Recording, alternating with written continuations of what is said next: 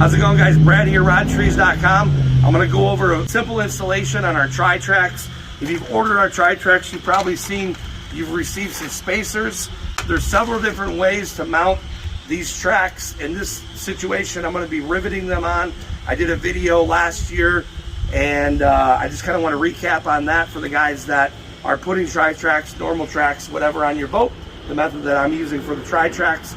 So to do this, I use a few techniques and a few things that I've seen that work great. I'm going to take some silicone or caulk. I'll show you what I'm going to use that for. A small socket, a hammer, my rivets, and then my spacers. So there's a little bit of a distance between where your gunnel, your mounting bracket, where you're mounting, and the hole. So what we include is these spacers here, these plastic button spacers, and I'm going to show you how I put them on. Very simple. So I'm going to go ahead and take my silicone or caulking, just put a little bit on my finger, and then I'm going to take my buttons itself, just put a little bit on. Now I only use that to stick them onto the track itself. You've probably seen some videos where I'm putting this stuff on, wondering what I'm doing, and that's exactly why I'm doing this video, because we've had a bunch of questions on what I'm doing and how I'm setting this stuff up. So, and they stick pretty good once you have the silicone or caulking on them.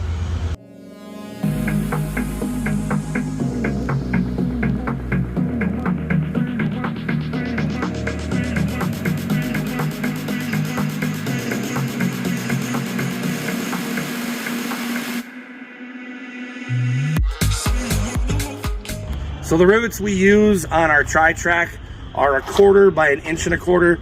You can see they are semi-long. I'm going to go ahead and flip this track on the boat. We're going to be running the 42-degree rail side on the inside of the boat, and then I'm going to go ahead and square everything up and then show you how I'm going to start riveting it on. You'll notice that with the spacers that I put on, they're secure. I'm going to go ahead and kind of just get a rough idea of where you want to set it. Typically what I'll do is I'll take a rivet and opposite side down just to kind of get lined up and make sure that I'm right there where I need to be for my holes. Sometimes those spacers will move a little bit on you, and you want to make sure everything's staying center. Now when you put your rivets on, the track's going to want to shift and move a little bit. Let it, let it get sitting where it needs to sit. You're going to notice this thing's going to adjust a little bit as I'm walking down with the holes and the hole placement. Now, typically speaking, at that point, what I'm going to do is I'm going to take 2 rivets and I'm going to put them on offsetted sides. So that one is set there. You can see it starts to go in.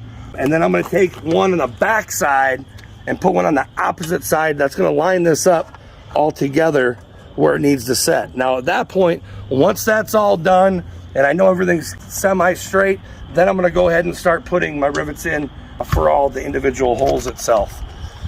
Now I'm not securing this down at all. I'm just getting it to where it needs to be set. You'll see there. Now the holes itself in the gunnel of the boat are going to have a little bit of resistance as using a 1/4 inch drill bit and a 1/4 inch rivet. And with that, some are going to drop right in the holes and some are not. And that's where a technique or method that I discovered that works great and allows these things to set. All I'm going to do is take a small socket like that, give it a couple taps with my hammer, and allow these things to set in. You're going to notice that as I go down, and everything's tightening up here. So as you're putting these in, the whole track itself is setting down into the gunnel of the boat. Now, as you'll notice that now all these are set, they're going to be sticking up just a little bit and slightly. The rivets themselves have kind of a rounded edge, and what I'm going to want to do is smack that down. It'll allow the rivet to seat deeper into the gunnel of the boat, and it'll eliminate that roundness on the top of the rivet itself. You'll notice that here. You'll see how that flattened out itself. Now, as I go down through this, everything's still going to be settling in. So I try to work with like a lug pattern method, like when you put your rim on a car to where you offset the rivets so that you're not pinching yourself as you're going down. You're allowing it to form right into the gunnel.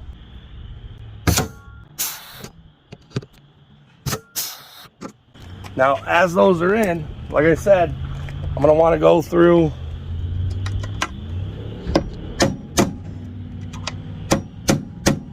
and you'll see how that rivet just flattened right out there. And again,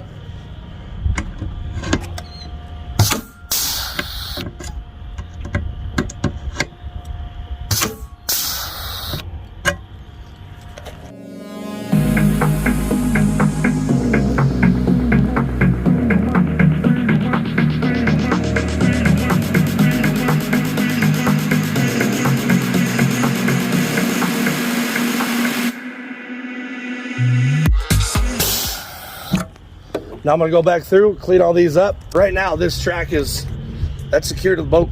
That's a done deal as far as that goes. So.